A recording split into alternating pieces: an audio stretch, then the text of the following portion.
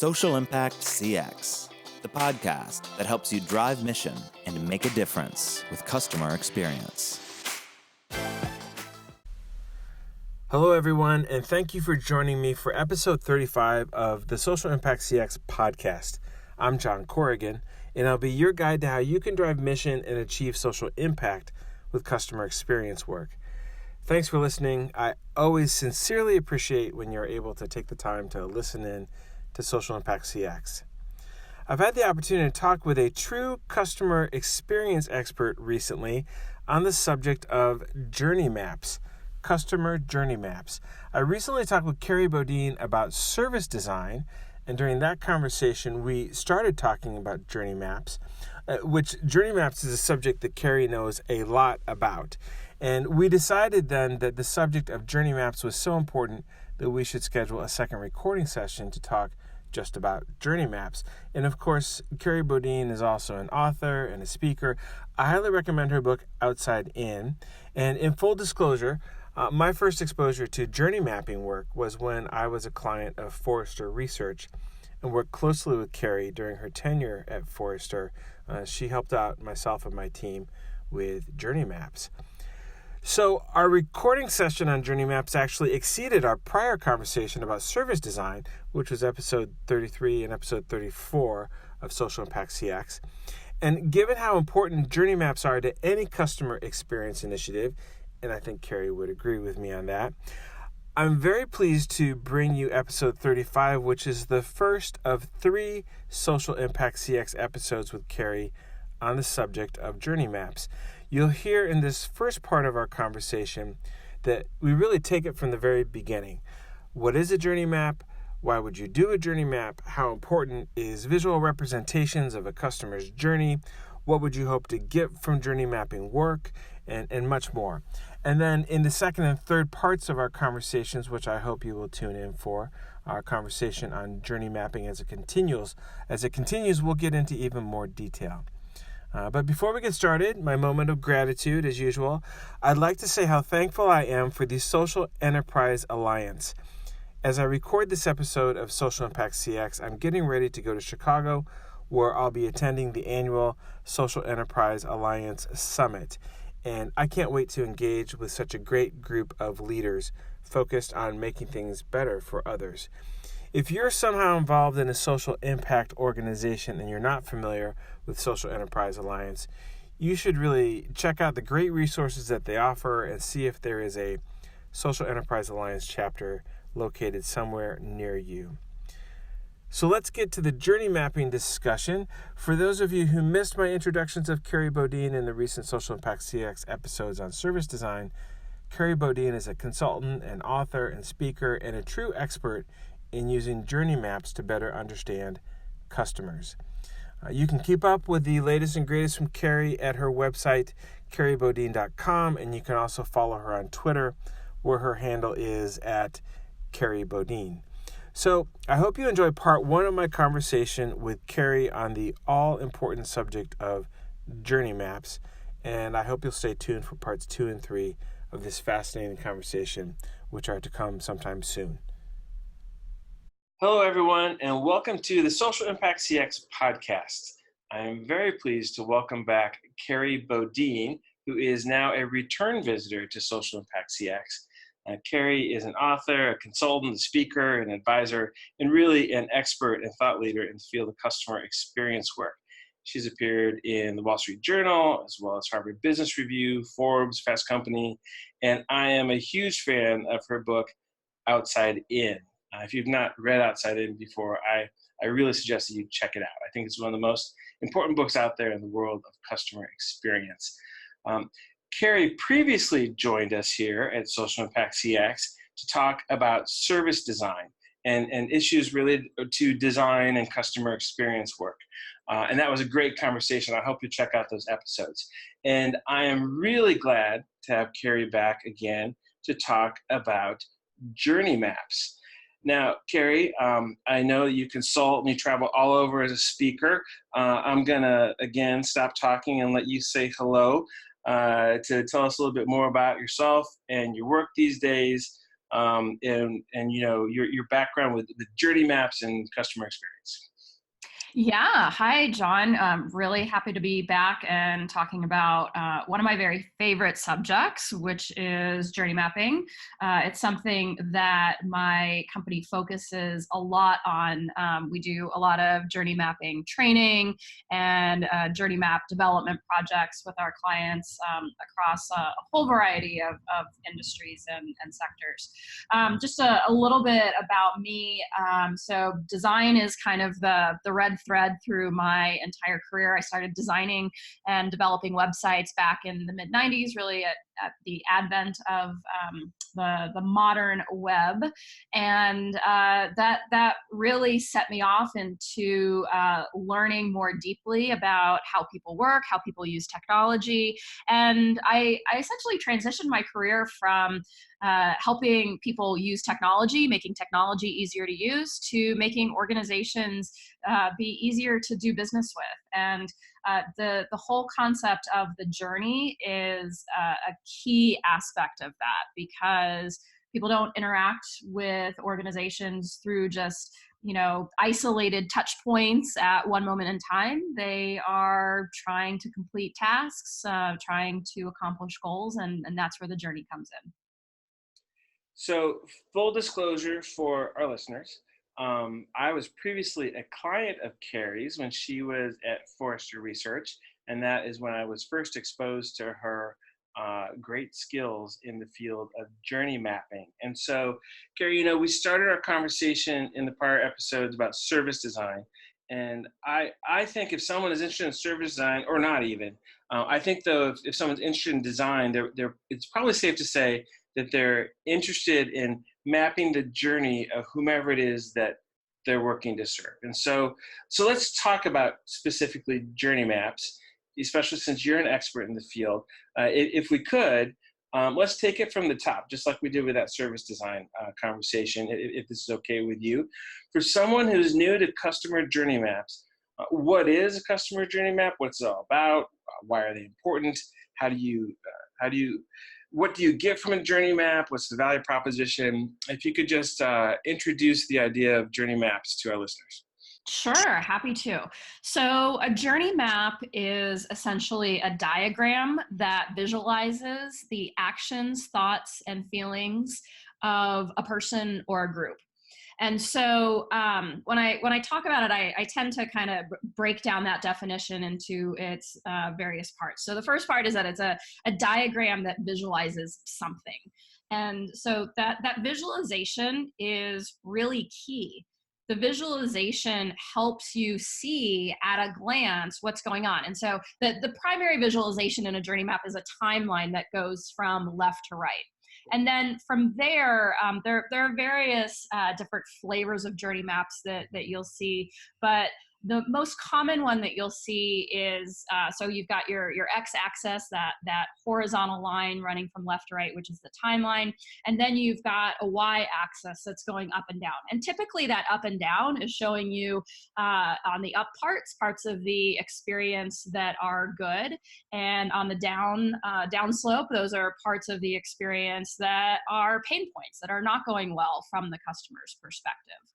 And so that visualization is really, I think, essential to the value of a journey map. If you think about how our human brains are wired, we are wired to process visual information. Just think about anytime you've looked at a spreadsheet and tried to make sense of rows and columns of data and numbers and all of that, and then you put it into a bar chart or into a pie chart or something like that, and suddenly everything makes sense and you can see the big picture.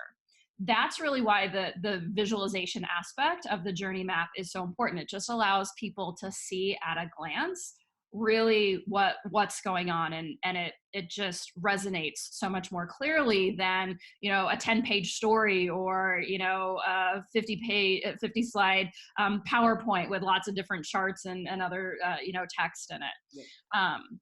So perhaps I am a graduate of the Kerry Bodine School of doing journey maps, but this is actually a huge point for me, because also there's a lot of whether it's the way a team might go about doing this, or whether they're using a software package, whatever it is, there are outputs for journey maps that are actually like a spreadsheet or a data dump or a Gantt chart. And I don't personally think you're ever done until you have a picture. You have a visual that you can sit down with somebody and talk about what that means. I think bringing it to life with a visual is absolutely critical. I 100% agree. And essentially, what we're visualizing in the map is the customer's story. So I think about it as again, the actions, the thoughts, the emotions of a person or a group. And it's, all of that over time. So, with that timeline that we talked about, but the actions, thoughts, and emotions of a person or a group, that's a story. Yep. And so it's really, I think, effective to think about your journey maps as storytelling devices. And you've got a protagonist. What's that, John? Stories. What's that? Journeys are stories. Absolutely. That is so true. And I think that people don't really click with that. But again, just as visualizations are so important to who we are as just human animals, stories are completely relevant to how we evolved and the way that we process information, the way that we relate to each other. When we get together with a friend who we haven't seen for a while, or even reconnect with our partner or spouse at the end of the day, we're telling them stories. What's happened over the past few months? What happened today at work? We love stories. We crave them. It's why we go watch big blockbuster movies. It's why we read spy novels. We love stories. It's how our brain works. And so the more that we can bring that storytelling into our organizations, the more effective we're going to be at helping the organization understand our protagonist, understand really what they're going through. And then, that also relates to, okay, well, if we're telling a story, there's an audience for the story. It's whoever is in our organization, perhaps the executive team, perhaps it's the IT group, perhaps it's marketing, whoever it is, we're wanting them to take some action to, think differently and behave differently. And so we've got to tell a compelling story that is going to create that change. And really, again, that's what journey maps are, and that's why I think they're so effective as a customer experience tool, and as really just a straight up business tool to help people understand what customers are going through and to help usher change into the organization. I think so too. When people ask why a journey map is important, I think the idea of presenting this story with new insights to how you can tell the story by understanding what people are liking, what they're not liking, what's a good experience, what's a bad experience, where they're really stressed out, where they're having a great time. I think that is so critical. And this whole discipline, and we've talked about this in the past, this whole discipline comes from the world of for-profit work, and big brands work to better understand the stories of their customers so that they can sell them more and they can be more effective in their relationship with people in terms of revenue and profit and all that. And then there's also benefits in terms of cost. But one of the things that I found when I was at ACT in the nonprofit world was that the better you understand somebody, the better you can help them. So you can advance mission as well as advancing revenue and profit by better understanding the story of whomever it is that you want to serve. And again, you might use the word customer, but you might say client or beneficiary or patient or student or whomever it is you're trying to serve. That's your customer still. And so those stories are absolutely critical. So ultimately, we're trying to change our organization's behavior, how we're making decisions, how we're taking action, what we're prioritizing in terms of funding. But all of that is with the eye on changing our customers' behavior. because we, and again, as you said, in the for-profit world, we're wanting them to buy more or stay as a customer longer, or whatever, call customer service less, whatever that is. But in the nonprofit world, you're still trying to change your customers' behavior. You're wanting them to stay on their physical therapy routine, or comply with their medicine. You're wanting them to study for a test. You're wanting them to make a bigger donation. There are absolutely customer behaviors that we're trying to change. We need to change our internal operations and internal mindsets in order for that to happen. Totally agree.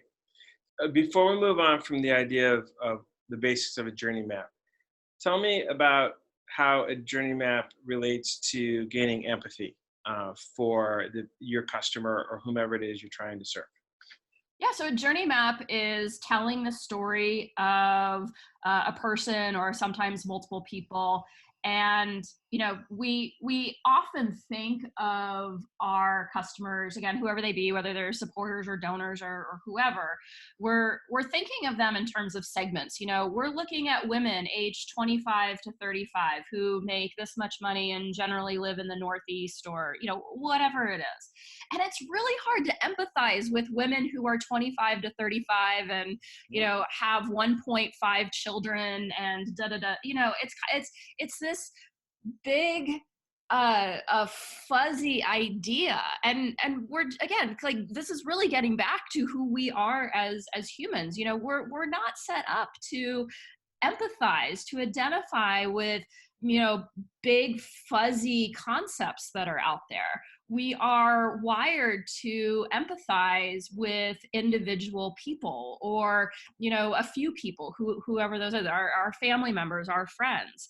And so what the journey map does is it pairs the story of the protagonist with kind of the background. If you think about it, it's kind of like the backstory. Maybe it's chapter 1 of the novel, that really helps us get into the mindset, get into the context of who the protagonist is. And so you might have, your journey map is for Olivia.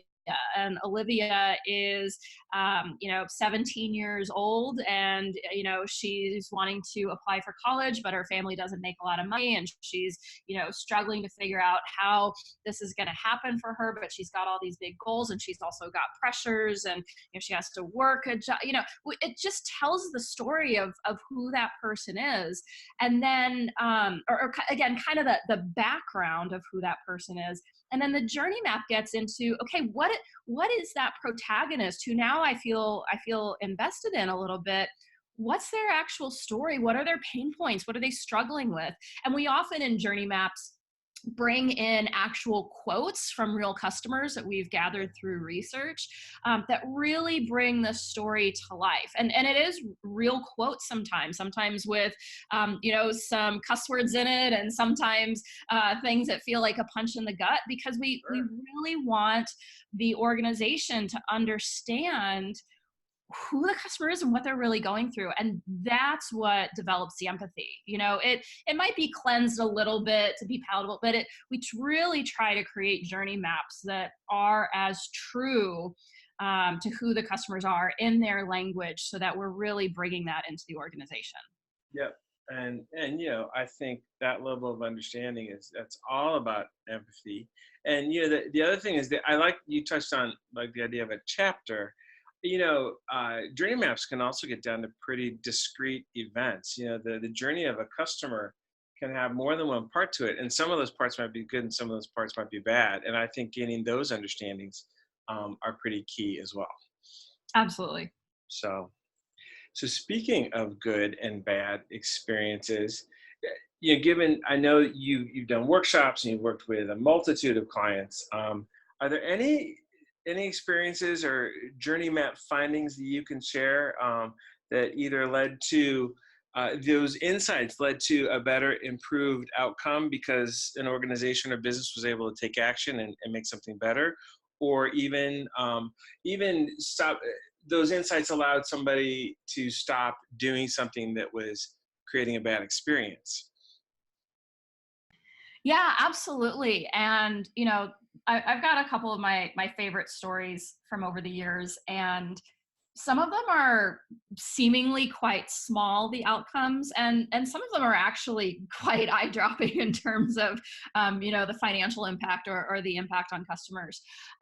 So one of the small ones, we worked with American Water several years ago, and they're one of my past clients who I'm actually able to talk about their work a little bit.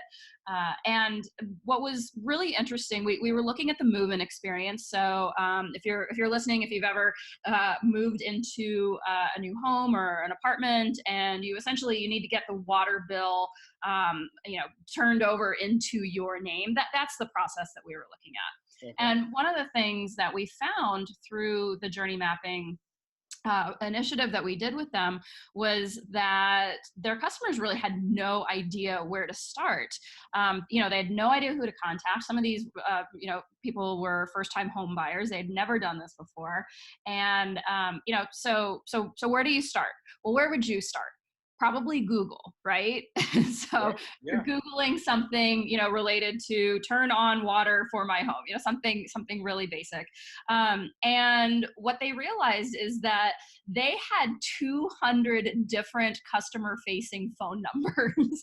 Wow. They did operate at the time, they were operating in multiple states, and they had both commercial and residential, and so there were definitely reasons why they needed multiple phone numbers, but the 200 was just completely overwhelming, and so people were calling the wrong numbers and getting transferred, and all of this, and of course it was a frustrating experience for the customers, and it was their first experience with American Water, but it also was costly for the organization. You can think about people getting phone calls, and they have to pay those customer service reps, and it is not, it's not the right call, and that costs money to take that call and then have to transfer it somewhere else. And so they essentially embarked on a simplification of their contact strategy, and also some search engine optimization work that would make sure that people were getting to the right place when they did a Google search. And so, that's I think a great, it sounds kind of simple, like, oh, it's just who do you call? But it had a big impact on customers, and it also had a big impact on the organization. It's very interesting. As I've worked on some customer journey projects, even where people are overall pretty happy, many times one of the findings is that that first phase to get into discovery and actually getting information, finding information, that can be a very common point of frustration. And so that's very interesting that that's one of the examples that you use. So other examples of good or bad outcomes and actions that organizations could take? Yeah, my favorite story to tell is I was working with a large bank. Again, this was a couple of years ago, and the story to me really speaks about the internal assumptions that organizations have. They often think, we know our customers, we know what they need. Sometimes even we know better what they need than they do. We were looking at a part of the organization that was doing business to business lending. And so they were essentially creating loans of a particular type for mid-sized businesses. And when they were looking at this experience and trying to do the right thing, trying to put themselves in the shoes of their customers who were CFOs at these mid-sized companies, Right. they knew that there was a particular pain point. And when I'm saying new, I'm doing air quotes over here. You can't see me, but they knew that there was a particular pain point at one part of the process where they were essentially just dumping a whole ton of physical paperwork on these CFOs. And, that was the part of the loan process where, they had to go through all the signing and making sure that everything was in order to actually to process the loan. So very paperwork heavy. They knew this was a problem, and they were just about ready to invest a very, very large sum of money in fixing this process. And essentially, it was a technology fix. They were going to automate and digitize this entire process, so there wasn't all this paperwork. And so they said, you know what, before we do this, let's bring in customers, let's map out this entire journey, let's just check our assumptions, and figure out if this is really the right thing to do. And so the CFOs came in. We did a workshop. We brought in their actual customers, people who had gone through this whole loan application process recently, and we brought in multiple people from various departments across the bank who were responsible for touching this particular experience and journey in some way. And we got them all together, had them start talking about the journey. And what the CFOs said really collectively as a group was, yeah, you send us all this paperwork, but the reality of this is that we have teams to deal with this. Like, that's their job, so that's really not a problem. What's a problem is that we don't really understand the whole terms of this loan up front.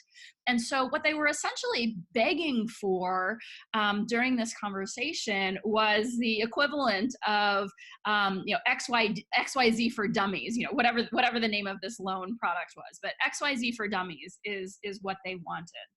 And you can imagine that creating XYZ for Dummies was a heck of a lot cheaper than investing a very large sum of money to digitize, their manual paperwork part of the process. That's not to say that the digitization didn't happen sometime later, but that feedback from the customers and understanding that full end-to-end journey for them allowed them to make more effective and profitable for the bank decisions about where they were investing their money and their resources. That is so interesting, and given some of the conversations I've had with executives, one of the things you said as you were in the middle of that story was that the executives they viewed this as, let's see the results and then figure out if this is the right thing to do. Right.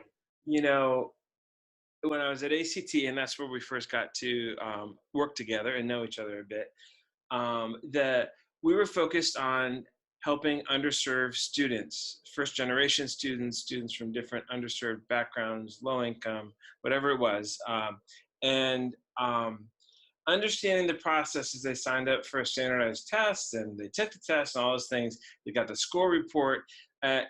Those results really allowed us to sit and have a conversation with not only leadership, but then also cross-functional colleagues from the IT team to the product team to the customer service team to, what's the right thing to do here. And so I think that is one of the most important outputs you get from a journey map. And this is why it needs to be visual, I think also, is that allowing your team internally, whether it's leadership or other people, to sit and look at a common picture that's research-based, and then have a conversation about what's the right thing to do here. And it may allow you to streamline or be more effective or reduce costs or take advantage of a loyalty scenario, whatever that is. But also, it can really, under the right thing to do, it allows you to see sometimes where you can help people more. And whether you're trying to generate profits or whether you're trying to advance your mission, I think that is such an extraordinary value that journey mapping brings. It's part of the reason why I'm such a big fan of it. So. Yeah, and I'd love to just strengthen one of the things that you said about bringing all of the different people together from all the different functions for that. For anyone listening, this is so key, because when you think about it, the journey, as I mentioned earlier, really aligns with a goal that your customers have or some task that they're trying to accomplish. And those goals and those tasks don't just fit into one little box on your org chart. So someone is as they're trying to accomplish a particular goal or task, they're working with your marketing team and potentially, an external marketing or ad agency that you're working with. And then maybe, sales is involved, and then operations and IT and legal might be involved, and on and on and on.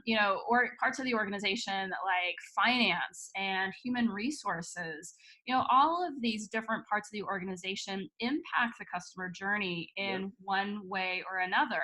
And by getting all of those people together, they collectively can see that picture and truly start to realize for themselves how they need to start working together better, having better communication, better collaboration across different functions, across different channels. Because, it just doesn't work to go up to someone and say, hey, you need to start collaborating with the web team, or you need to start working with sales more, or whatever it is. It's so much more effective if they can start to see that for themselves. And so I often talk about this as co-creation, but that cross-functional co-creation is such an important part of this. Yep. Collaboration, collaboration, collaboration. If you have not started your journey mapping work in a collaborative sense, then you're not done. It's such a valuable tool to sit down and really then gain a better, your colleagues in product, or your colleagues in finance, or your colleagues in IT aren't doing something related to a good or bad experience just because they want to do it that way. There's always much broader implications, and it could be because they've always done it that way. It could be because there's very real limitations to a system or some sort of policy or whatever it is. And actually a journey map is a tremendous platform to bring people together from across the organization and then talk about what those are. And then once you have a better understanding of why things are happening the way they're happening, that's when you can really start the conversation about how to address them. And what's kind of crazy, though, is that if you do this work within a medium-sized organization or larger, you'll get very quickly to your annual budgeting exercise. It brings the idea of resources and priorities to the table pretty quickly. It's kind of wild. The first time I saw this happen, I was really kind of surprised. But it's so important to be collaborative to get that broader view. So yeah, the underlying piece of this that you quickly get to is, how are we supporting this journey, or how are we thwarting this journey? And in the previous podcast that we did on service design, we talked about the entire ecosystem, which is essentially, the people, the processes, the technology, the policies, the partners, everything that is involved in and responsible, I would say, for delivering the journey as it is today, or delivering, making changes to it so that you can deliver the journey that you want to in the future.